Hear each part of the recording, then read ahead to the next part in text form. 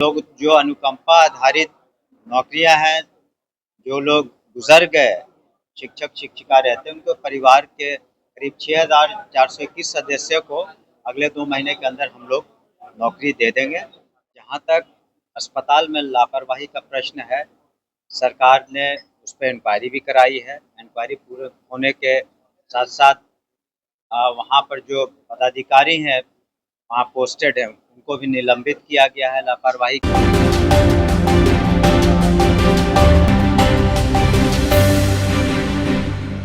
देखिए, बिहार में लाठी चार्ज अक्सर छात्रों के ऊपर होता है, तो वहीं छात्र नेता दिलीप कुमार ने कल ऐलान किया कि सड़क पर उतरेंगे, जिसको लेकर शिक्षा मंत्री सुनील कुमार सिंह डोमिसाइल नीति को लेकर क्या कुछ कह रहे हैं, पहले इस तस्वीर और वीडियो में सुनिए। आप सभी को नमस्कार।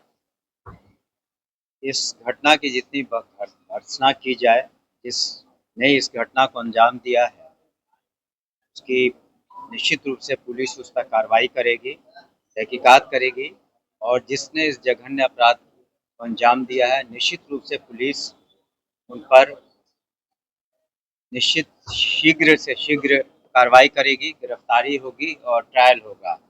और माननीय मुख्यमंत्री जी ने हमेशा कहा है कि यहाँ कानून का राज स्थापित है और जो भी इस तरह के जघन्य अपराध करेगा, जो कानून को हाथ में लेगा और उस पर निश्चित रूप से कार्रवाई की जाएगी। और जहाँ तक अस्पताल में लापरवाही का प्रश्न है, सरकार ने उस पर इंक्वायरी भी कराई है। इंक्वायरी पूरे होने के साथ साथ वहाँ पर जो पदाधिकारी हैं, वहाँ पोस्टेड हैं, उनको भी निलंबित किया गया है लापरवाही के लिए। और जांच में पूरी बात आएगी। लेकिन इतना हम स्पष्ट सरकार की ओर से करना चाहेंगे कि जिन दरिंदों ने इस तरह की घटना को अंजाम दिया है, उस पर पुलिस त्वरित रूप से सख्त कार्रवाई करेगी।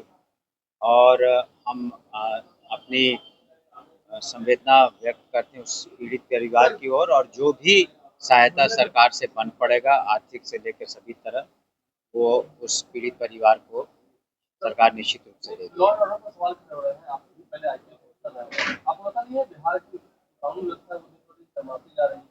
वो कुछ महकमे में वो तो देखिए, जो अपोजिशन का काम है, तो सरकार कुछ भी करेगी, अच्छा काम भी करेगी, तो उसके बारे में कभी जिक्र नहीं होगा। कानून व्यवस्था ठीक है और ज़ीरो क्राइम किसी भी सोसाइटी में नहीं होता है। लेकिन हाँ, यहाँ क्राइम के प्रति ज़ीरो टॉलरेंस है, भ्रष्टाचार के प्रति ज़ीरो टॉलरेंस है माननीय मुख्यमंत्री जी का, बिहार की एनडीए सरकार का। और जो भी इसके लिए हमने कहा, और अन्य अपराधों के लिए जो भी जिम्मेवार है, उस पर निश्चित रूप से पुलिस कार्रवाई करती है। पूर्व में भी पुलिस ने कार्रवाई की है और इस केस में भी निश्चित रूप से कार्रवाई करेगी। और ये कहना कि कानून व्यवस्था ठीक नहीं है, ये एक बेबुनियाद इस तरह का आरोप अपोजिशन लगाता है, उसका कोई अर्थ नहीं है। आम जनता जानती है और उन्हें पूर्ण विश्वास इस सरकार में माननीय मुख्यमंत्री श्री नीतीश कुमार के नेतृत्व में।